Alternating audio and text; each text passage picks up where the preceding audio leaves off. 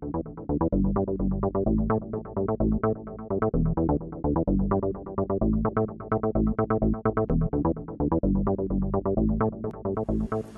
sensitivity is a huge problem. It's not as simple or as small of a problem as people believe it is.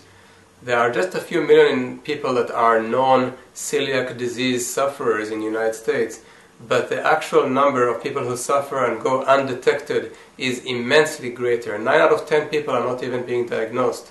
And the diagnostic method that we have today are insufficient to tell us in an early phase of gluten sensitivity that it actually exists.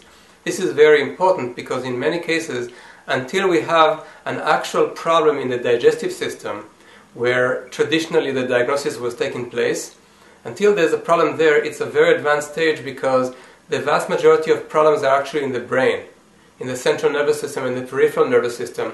That's where we see most of the problem with gluten sensitivity.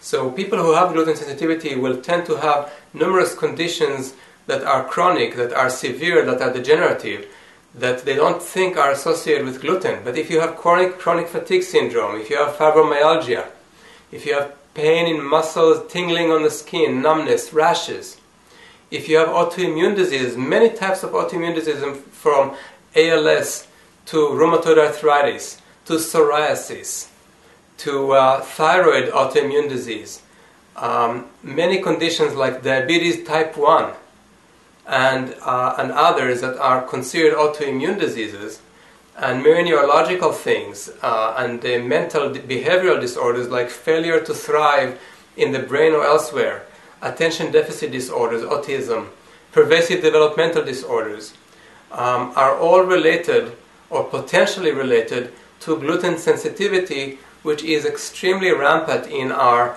environment, in our population.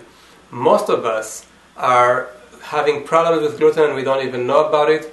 There are more advanced sensitive tests for that have developed recently, and that will be available in our teleseminar about the topic of gluten sensitivity. But be aware that this is only part of the picture. We also have gluteomorphines, which go above and beyond the sensitivity to gluten itself, and those have to do with digestive imbalance that lead to insufficient breakdown of the gluten protein. So we end up absorbing polypeptides that act as opiates. They bind to opiate receptors in our brain and elsewhere, opiate receptors in our gut, causing us constipation and many other conditions.